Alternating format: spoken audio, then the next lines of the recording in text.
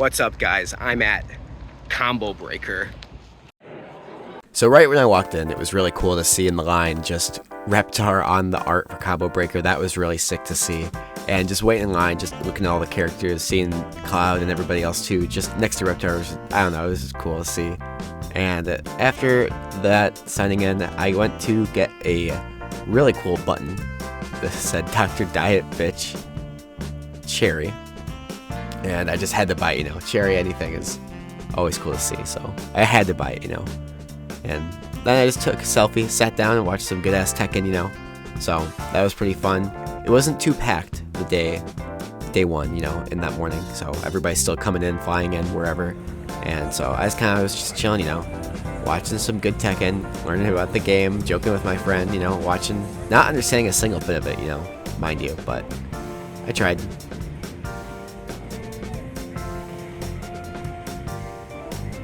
But after that, me and my friend Logan, we walked around that first day, as neither of us had pools on Fridays. We ended up seeing a really funny NASB2 setup that at first I thought was where I could do some warm-ups, but it actually was a tech demo for a desk with a box built into it, which actually it was really cool, but honestly, I did not have the money for it.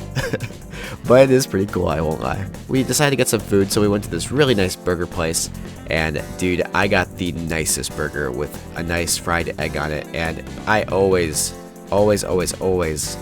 love to just get fried egg on my burger, so it was pretty dang good, Then we came back, watched some Street Fighter friendlies, and then eventually got on for some NASB2 grinding, but as we were playing, the power went out at our setup, so it was really unfortunate that happened, but luckily it was resolved somewhat quick. Scooter, what went out? The power. While we were sitting there, though, we ended up turning to our right and seeing the Among Us arena stations, where I was going to be really hyped later that day to compete in the bracket of, which that one started in the evening around like 6 p.m. if I recall correctly. Big, we're almost done. We were waiting for a bit just for one of the NAS2 setups to get installed as well, because we had our setups found and it was pretty good that first day. So of course for dinner, after Among Us Arena Top 4, which if you haven't watched that, it was the hypest thing ever. I provided commentary for it, so of course it was awesome. But after that, we had to remake the awesome bag bun picture from last year, which it was pretty funny.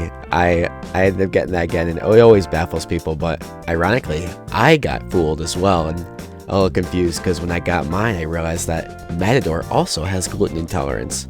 So what this is that at Culver's, they provide gluten-free buns. Gamers, we're here once again, and we'll see what it holds today. I have Smash Ultimate, and then just grinding out some NASB, bracket for that is tomorrow, so day 2. Here we go. So, the second day started, I had Smash Ultimate pools at 11, and so I went over, getting ready, played some friendlies, played with a couple people here or there, just got warmed up and about as prepared as I felt like I wanted to be. And then, for the rest of the time, I just was watching the earlier pools matches happen, and I had a good time with that as well. There was one particular set that I remember. It was Eclipse versus Sandy, and the Sandy player, or well, the player named Sandy in this case, actually ended up playing Mega Man, and the Mega Man was sick. They were doing some goofy stuff, got some really cheesy kills at 0 using red, and oh my gosh, it was just so hype. Went to game 3 last stock, and unfortunately Sandy ended up not able to clutch it out, so it was just very close to an upset, but unfortunately, no cigar. After my Smash Ultimate pool, and I went unfortunately 0-2 again. And if I didn't say that earlier, I also went 0-2 in Among Us Arena, so unfortunately I'm 0-2 in 2 of the events so far. But we ended up getting pizza. I showed my friend Moretti's, which is a local chain nearby, and they loved their deep dish pizza, so shout out to them. Always good food. Big, I'm taller than you. Big, I beat you at Pac-Man. Ow. Next up, we ended up grinding out some more friendly with some new players, as well as some old ones. FPZ, Scooter came around playing Rimpy, and Rocco. Connor J was there as well. All of us were just kind of grinding out pretty much all day. A couple other faces that were new also popped in, so that was pretty sick to see. Next up, we watched the Rivals 2 Top 8, as well as the Vampire Saviors Top 8, which I'm not too familiar with the game, but that game was pretty sick to watch, I'm not gonna lie. I was almost more invested in that than I was with Rivals 2. However, I was watching and cheering on Sego, who was in Top 8. Only briefly, however, until he got eliminated by BioBurb, who then I was cheering on, until they also were eliminated. From then on out, I definitely got distracted by Vampire Saviors. So this game is sick, and it has a character that when he gets like hit and whatnot, he literally sounds like he's like Plankton saying ow a bunch. So I thought that was pretty funny, so have a listen.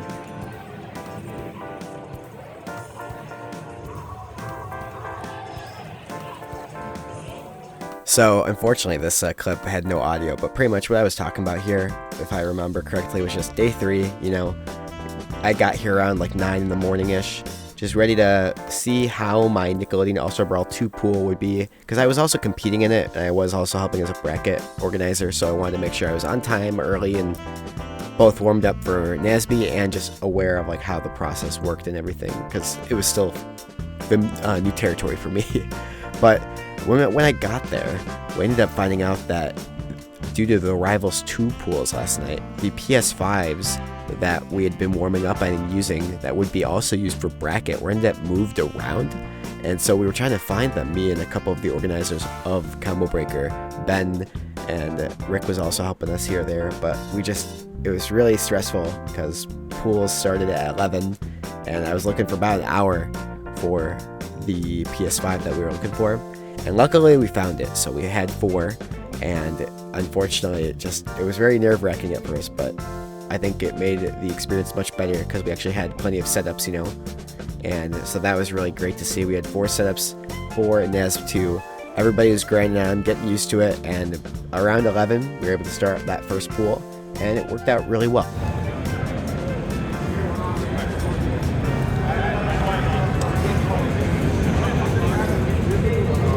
Do the Fig continued the awesome tradition of bringing along some Nickelodeon merchandise.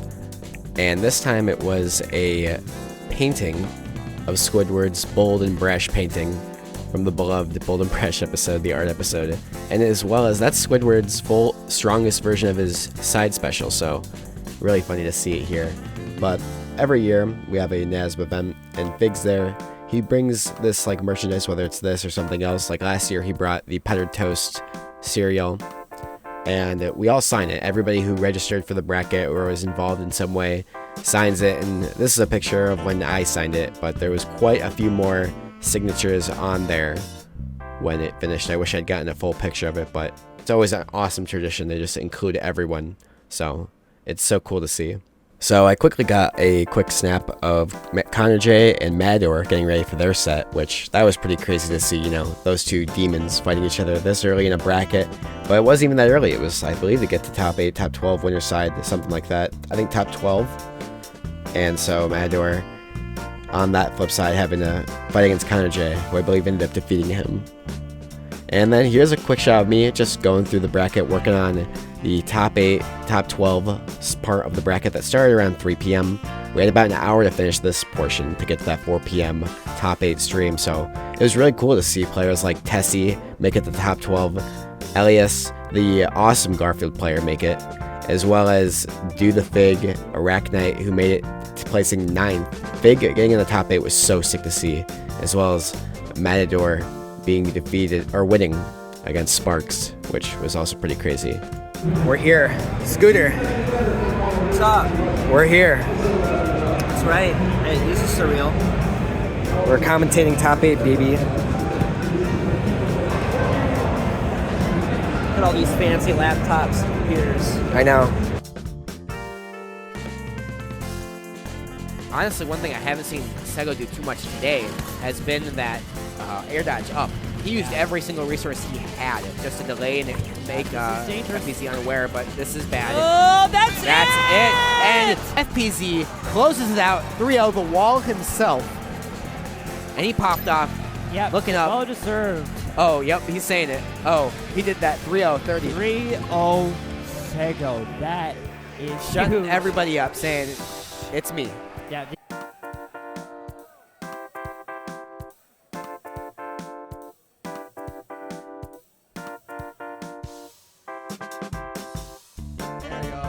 one final clap for all of our finalists here at Combo Breaker 2024. All right. Yeah, I mean, that's it. That's it for Nickelodeon All-Star Brawl 2. Yeah. Combo Breaker, man. What an exciting tournament, man. And then finally, here are just some final pictures of some of the players. Me and Connor J, me and the champ himself, FPZ. What a goat. Then I bumped into Ajax with FPZ, so we got a picture and snagged a card. He was giving away multi-versus cards during the event of Combo Breaker, which was really cool to see, so I got that without having to get a Happy Meal, so I'm pretty happy, I'm not gonna lie. Then here's just a couple snaps of me watching the Tekken finals. Was so sick, by the way.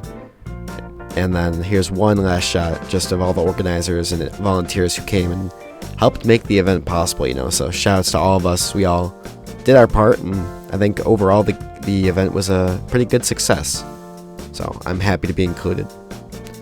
And that's pretty much it. I'm really happy I got to commentate with like Scooter Dupes and watch FPZ win, you know, watch Sego return to form for NASB2. Just dude was confident, dude was grinding, dude beat Connor J. Like, Connor J played like well for their first major, you know, like it was just overall such an exciting event. And there's still plenty of NASB2 and NASB as a whole. What's up, everybody? So I don't normally do like videos from my bed like this. I'm just really tired. I figured I'm vlogging, so like whatever. But prior to the end of Combo Breaker, and like honestly even before it even started, we were all like, I know, passionately upset about PS5s being used, and our anger and words were at least initially brought to Combo Breaker's attention. And while we did end up getting PCs for the event, that's like a whole other can of worms that ended up happening. It was mid-event that occurred, so there is pluses and minuses to us getting the PCs. You know, a lot of us, myself included, were practicing for PS5s coming into the event, and so like if that's the rules that were stated since it opened, myself and others were like, well, we're either going to figure out an adapter solution or we're just simply going to practice. And so we practiced, and some of us did fine, some of us didn't. But at the end of the day, I think that while initially we were saying use the feedback forum that would come out for Combo Breaker whenever it does, and voice your opinions in there and your feedback in there, I think a bigger thing to voice your feedback to and towards is to FairPlay Labs. And I say that because the main thing with like PlayStation 5s and such is just simply that the controller situation for NASB2 is still not perfect. So it's better. It lets you play with any controller you like and any controller you choose to plug in, but the main bug that still exists that is super frustrating even for me to always deal with is just using PS5s to GameCube and Xbox. So like having like one of each like plugged in and unplugged and whatnot still causes problems, particularly due to Steam input, I think is the main culprit. Something with Steam input and the way that the game detects controllers freaks out. And so, like, let's say I have, like, a GameCube, two GameCubes plugged in, and I decide, all right, well, we're either going to, like, someone's going to switch controllers or someone left. So one of those controllers gets unplugged. Somebody plugs in via USB a Xbox controller to that PC setup. The game's going to freak out, maybe because there's a couple things that could happen. One of them is that there's, like, the whole double input bug where one of you guys gets your slot taken over by the newly plugged in controller. The other thing that happens with PlayStation 5s is that when you plug in your controller, it just crashes the game, and then upon rebooting it works properly. And whenever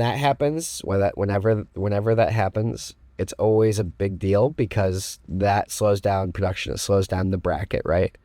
And for Combo Breaker, for a production that's not aware of those types of reasons or how to solve them, like I had to do my due diligence to make sure that they knew what they needed to do to make sure that that was circumvented quickly, what to expect, what they need to turn on.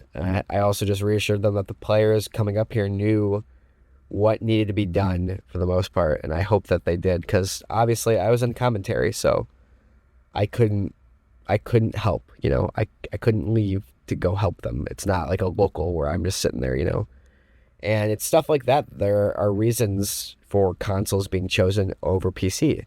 So even though PC can run the fastest, have mods, even though you can use any controller you'd like, it's not the smoothest experience, and I think we've suffered enough. So I'm asking FairPlay, please look into fully fixing the controller situation for Nickelodeon All-Star Brawl 2, because we're at a point where like we're used to it troubleshooting wise, but in order for more people to get into hosting events for this, whether it's major events like this or just like a regional or a weekly, it needs to be easier. They shouldn't need to look for documentation and such or ask for a consultation to know how you like to plug in a controller. And I've been ranting for like 5 minutes and talking about this, so I'm gonna wrap it up soon, but just I needed to include this in there. So testers watching, anybody with like pretty good ties to like what priorities get taken over for NASB2, please, I'm telling you, this is a big one. I'm a content creator, I'm a streamer, I'm a tournament organizer, like I'm a fan of the game, I'm a competitor, so I suffer on all fronts, like whether it's me playing and I have to play against somebody with a different controller than me, like it crashes the game, we gotta restart, it slows it down. And that's like just upon plugging it in when the game is already running. When the game isn't running, you can like open the game just fine and it usually starts. But like for it to be half-baked like that, we need a fix, Like as a tournament organizer, it slows down my brackets, makes everything annoying. We had a whole thing where we were like about 10 minutes behind schedule at one point just because people wanted to wait for the PC setups, which we had only 2 of compared to the 4 PlayStation 5s that we'd all been told to compete on, and all of us had controllers for it, So it just, like, I get it. Like, there's a point where if it's not, this was my thing, is if by the weekend start of Combo Breaker, if it wasn't going to be swapped, then there's nothing you should do. You should just be prepared to play on PlayStation 5 or DQ, and you shouldn't like throw a fit about it, because it's more than just competing. It's about schedules. It's about you're not the only one in the room. It's about like other people's time that you're wasting trying to make this fixed.